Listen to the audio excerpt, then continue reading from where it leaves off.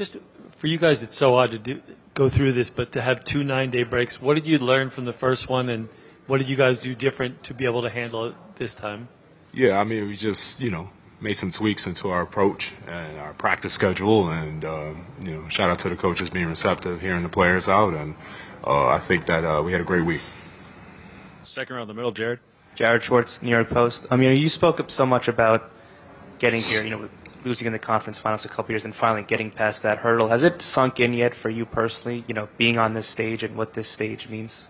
I'm just focused at the task at hand, honestly. So for me, I think after, all the dust clears and this moment is, come and gone, I'll be able to take that step back and really appreciate the season we had.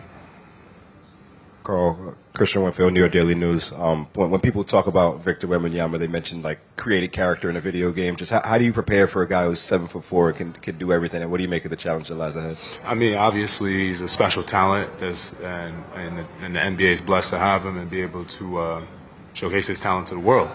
For us, we just have to have a discipline and our game plan and execute at a high level. First row, DA. Carl, David Aldridge with The Athletic. I know you're locked in, just trying to win this thing. I just wonder, when you walk around, you see that logo that says the finals, and you're in the finals, what that means to you. It means a lot, because from my career, I've only been able to see that finals logo on TV. So it means a lot to be the person that sees the logo on their jersey and has this opportunity. So the word grateful is all I can say. I'm just grateful for the opportunity. I'm grateful for the team I have here and the brothers I have, and honored to be wearing this jersey. Third row on the right. Bennett down here, streamer. I wanted to ask you. What does this mean to you personally and your family back at home, and what your core loved ones, how do you feel like this affects them, and what this means to them when you being here? That's a great question. I mean, it means a lot. It means a lot for my mother when she immigrated from DR to New York. She saw Madison Square Garden for the first time and saw the energy the city has for Madison Square Garden and the Knicks. And, my mom, even to the day she passed, wasn't big on the NBA rules, but one thing she did know is that only the best of the best perform and play at Madison Square Garden. So to be able to have this moment in Knicks history where we're back here, where, New York's been hungry to be back in this finals, it means a lot. It means a lot to me, my loved ones, to be part of the Knicks history that's doing this. And you never know what life has for you. You never know if you'll get another opportunity. But just appreciating it and being grateful that you do get this opportunity is everything. So my life has taught me a lot of different things, but one of the biggest things it's always taught me is about the word grateful. And just being grateful for all the good, all the bad that happens, and understanding that every single moment is a chance to grow. Far back right corner, Vinny. Carl, Vince Goodwill, ESPN. Just play with you. All right. Something's wrong.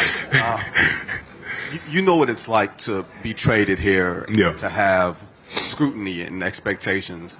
When Mikal Bridges was traded for all the picks, everything came up about underperforming, is he worth the picks, everything else.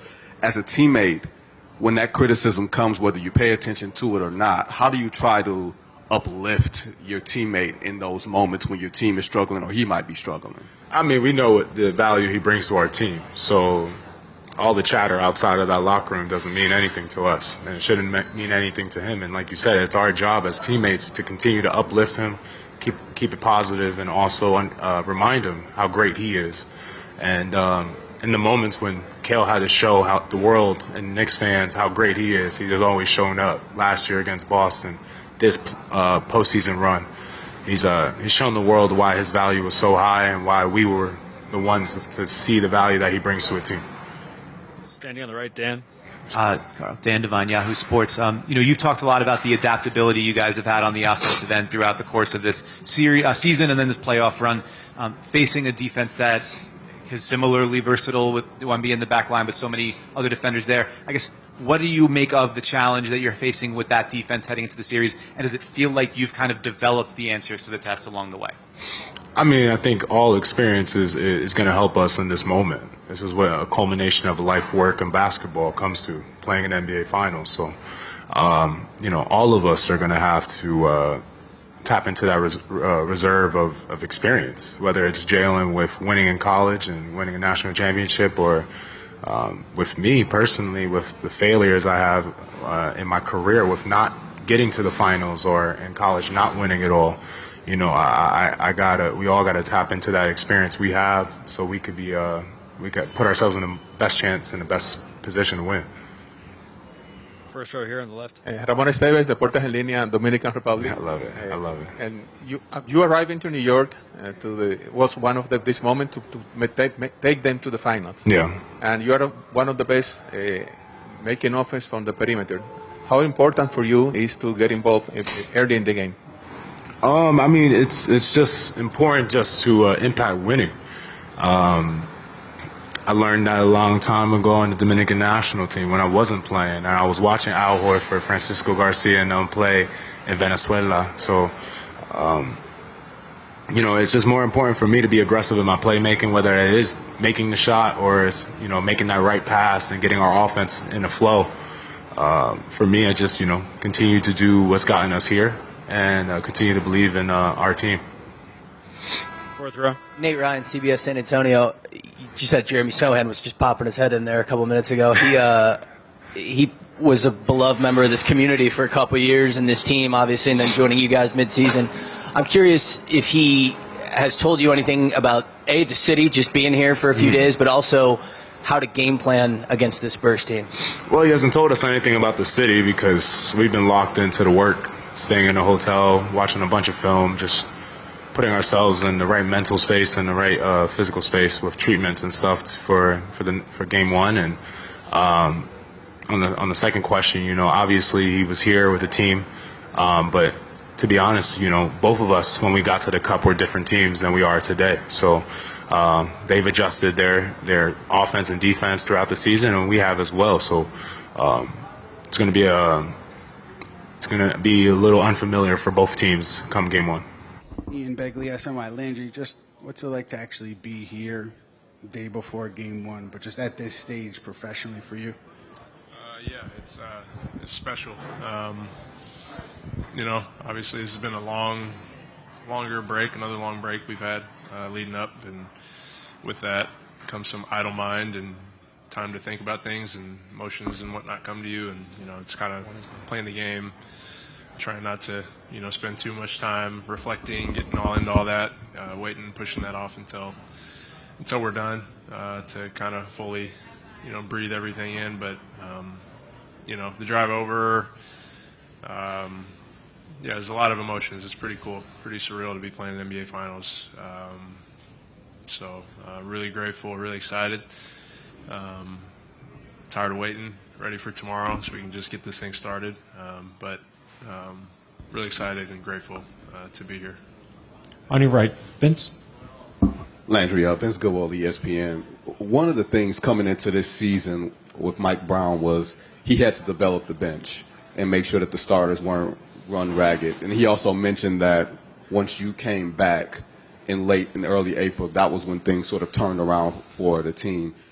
What is it like when a coach is coming in and he's trying to give you guys extended roles when the starters are normally playing the heavy minutes? Do you feel that? Is it like a competitive tension when you're trying to figure things out? Did you see that? Did you sense that at all? Truthfully, with this team, I've said it a number of times, we've got a group that truly roots for each other and wants each other to succeed. It's special when you have a locker room where those ulterior motives don't bleed into your locker room, because it's really easy. You look at our bench, and it's been different guys throughout the playoffs, throughout the season, that have been inserted and have had to step up and play bigger roles in certain situations. And there's a lot of reasons on paper, right, where it would look like you could get a little bitter about so-and-so's taking so-and-so's minutes or whatever the case may be. But truthfully, this team, we really have a special group where we all root for each other and know that job and that role could look different for everybody or anybody any night. And that could be a different guy that's asked to be. So I don't think you have a healthy amount of competitiveness. Obviously, all of us are here for a reason, and we want to compete and contribute. But at the end of the day, wins speak much louder than any of that other stuff, and that's what we all ultimately want.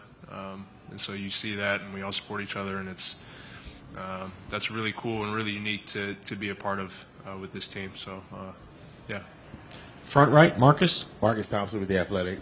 When you consider your journey, how much of all that you've been through and done made you ready for the stages you are on and this stage specifically?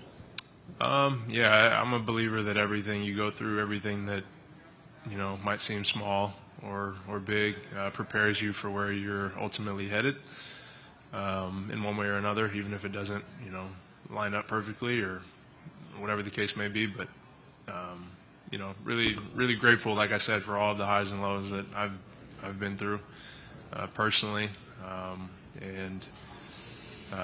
yeah, I mean, all I know right now is that I'm here. Like I said, I'm trying not to get too reflective or open up that can of worms of looking back on everything quite yet.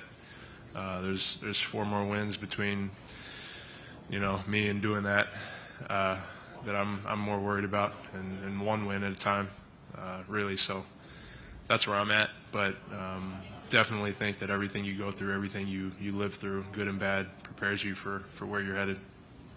Steve, 2 rows back. Steve Ashburner, NBA.com. There's a big guy on the other team getting a lot of attention right now. The big guy on your team, in terms of Karl, how instrumental has he been to you guys being here, and what sort of changes did you see in him this season? I know that he was used a little bit different offensively. Yeah, I mean, Cat's one of the most talented basketball players I've ever been fortunate to be teammates with. And I think he's lived through a number of different seasons within the season this year as well, where we've asked him to do some different things. That's kind of a theme with our whole team. Everybody's kind of had to evolve and adapt and do something a little bit different than they've always been asked to. And Cat kind of coming into that role when we got into the playoffs of he's been a fantastic facilitator, playmaker at the top of the floor for us. Been really aggressive offensively as well. Been asked to, defend at a high level, and he's done that. So he does everything. There's not a lot that he can't do, and we rely on him every night in a lot of different areas. So he's super important to us, and obviously is a big piece to our success. Monica, last question. Monica McNutt, MSG Networks. When you look at the opponent, Landry, and they are a team that also uses their bench, and you think of the 2 bench units, just kind of what comes to mind in terms of things that you guys have to be prepared for? Yeah, they're obviously a very talented group, a deep group that can a lot of the same things I'm saying. Can rely on a different guy each night off the bench to be a spark, and we've got to be prepared for that and take our individual matchups seriously. So, understanding personnel and knowing a multitude of guys, not just, honing in on one matchup, I think is going to be important, obviously, at this stage. And, we'll key in on that and do our best to, take away what strengths that we can. Hey, OG. What's up, Fred? Fred Katz from The Athletic. With Wembanyama, they usually have him guard Josh against you guys and kind of linger into the lane. The last time you guys played, that opened up some opportunities for offensive rebounds for you guys to slide in for offensive boards. How are you managing that when you're often in the corner on those plays? What are you looking for? How are you trying to take advantage of that baseline when he does have to step up? Just seeing where the ball's going off the rim, as well as who's guarding me, and if going under or over, and then also doing it but managing to try to get back as well. So cutting under and maybe going through the middle, and just seeing where the ball's going from the rim and where the shot is coming from. OG, Joe Varden from The Athletic. What's it like for you to be back at the finals for the first time since 19? How do you feel like you've grown as a player, but then also how is the experience of being back hitting you since you've seen this before? Mm-hmm. Oh, yeah. I mean, I was a young player last time I was back. So grown a lot on and off the court and as a player. And it's really cool, The first time it was really cool, but it wasn't the way I would have wanted it, you know. So this time, just happy to be here, happy to be healthy, just excited for the games to start. Over here on the right side, Monica. Monica McKnight, MSG Networks. When you look at the Spurs, besides Victor Wembanyama, what is it that makes those guards that they have so dangerous? Just they're relentless, you know. They're always attacking, always getting downhill, creating plays. And yeah, like you said, they're just a very versatile team, very deep.